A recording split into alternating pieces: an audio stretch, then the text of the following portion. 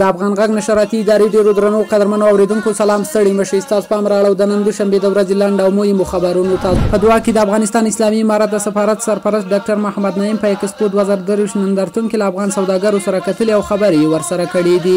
دغه کرنیز نندارتون چې شپږ میاشتې مخکې جوړ شوی او ټاکل شوی چې د روانې میاشتې په وروستیو کې پای ته ورسیږي. اطلاعات او کلتور وزارت په غزنی ولایت کې د سلطان مسعود او سلطان شهاب الدین غوري د مقبرو او د سردار غونډۍ د بیا رغونې هڅې پیل کړې دي. د غزنی د اطلاعات او کلتور رئیس وایي چې دغه ولایت د تاریخي ابداتو په رغول کېدو سره به ګڼ شمېر بهرني سیلانیان دغه ولایت ته ورمات شي. د احصایې او معلوماتو ملي اداره وایي چې تیر کال په ټول هیواد کې 3 میلیونه او 140 زره برېښنایي پیژندپاڼې ویشل شوي چې له ډلې یې 2 میلیونه او نږدې 8 زره نارینه او 1 میلیون او څه باندې 5 زره پیژندپاڼې ښځینه ته ویشل شوي دي. د قندهار مرستیال والي مولوي آیت الله مبارک د افغانستان لپاره د ملګرو ملتونو له جدپوړي سلاکار پیډیګین او په سویل لویدیځ کې د ملګرو ملتونو له استازي الکس سره په کتنه کې ویلي چې ملګرو ملتونو په لوړه کچه د افغانستان په تړاو له حقیقت څخه لرې راپورونه خپروي.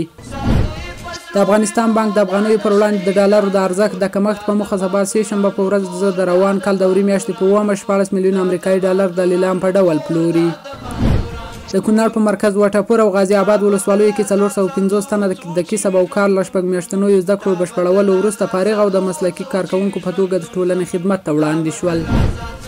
د نیمروز امنیې قومندانۍ د نشهیي توکو پر وړاندې د مبارزې مدیر عبدالواسي ریحان وایي چې په زرنج ښار او دلارام ولسوالیو کې 15 تنه د 95 کیلوګرامه نشهیي توکو قاچاق په تور نیولي دي. په کابل کې د 50 میلیونو ډالرو په لګښت د اوسپنې ویلې کولو یوې بلې کارخونې په فعالیت پیل وکړ. د نیمروز والي شیخ محمد قاسم خالد د کمال خان بند څخه د لیدنې پر مهال د دې بند له تخنیکي ټیم سره لیدکاته کړي دي. د کابل ښاروالۍ په خپله ایکس پاڼه خبر ورکړی چې د 14مې ناحیې اړوند پغمان سیمه کې د 15 میلیونو افغانیو په لګښت د سړک او کوڅو جوړولو 4 پروژې بشپړې او ګټې اخیستنې ته سپارلې دي. د افغان غږ نشراتي ادارې ډیرو درنو قدرمنو اوریدونکو ملتیا مو مننه ده او د نن ورځې مهم خبرونه چې تاسو ته وړاندې شو ښې چارې